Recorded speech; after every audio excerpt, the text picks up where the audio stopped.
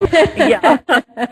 Yes. Putting ourselves in the place and what that really is. And there are greater and greater levels of conscious choice. At least I found this out that, what I was making, let's say, conscious choice from 3 years ago is not where I'm making conscious choice from today. So it's an ongoing revelation. It's an ongoing growth into. It's an ongoing peeling away of the layers and the veils and the way that we've eluded and deluded ourselves. Mm. And yet it's a joyous process. Mm. Mm. It's a joy. It's filled with lots of joy and wonder and awe and some work, some real work in there, nitty-gritty work. Yeah, absolutely. And,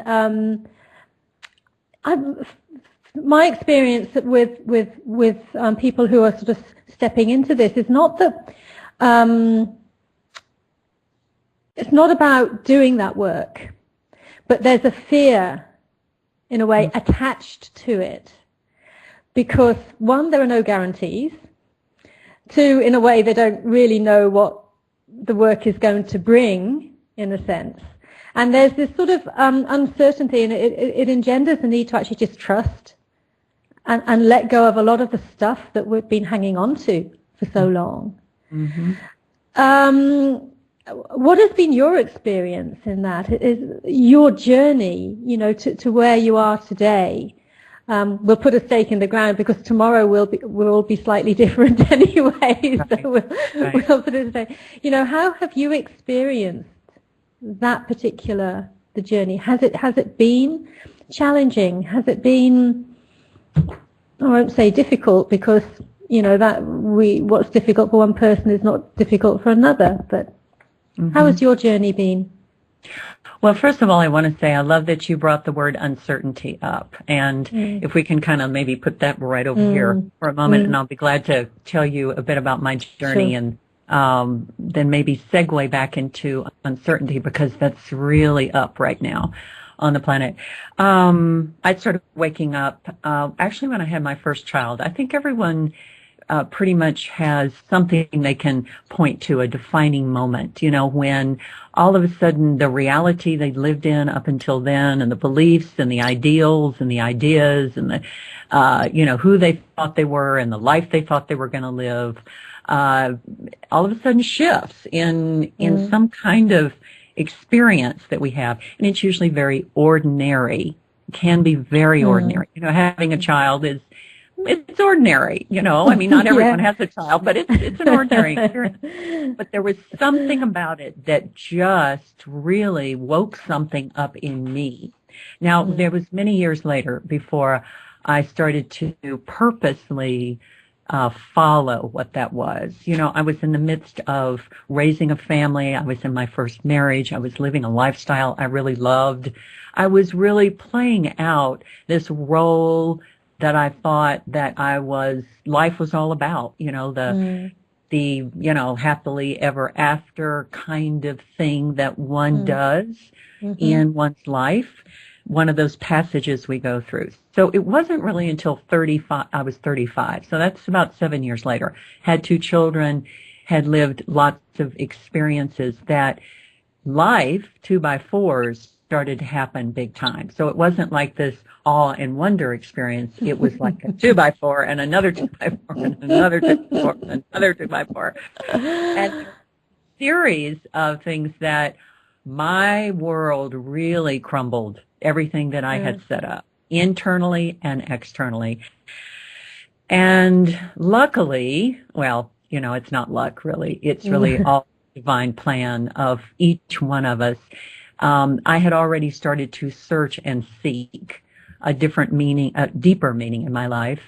And so the series of events that happened when I was 35 really set me on a course. It was like Spirit just kind of picked me up and put me over here and said, no, we're going this way. This way. And I went, whoa. So okay.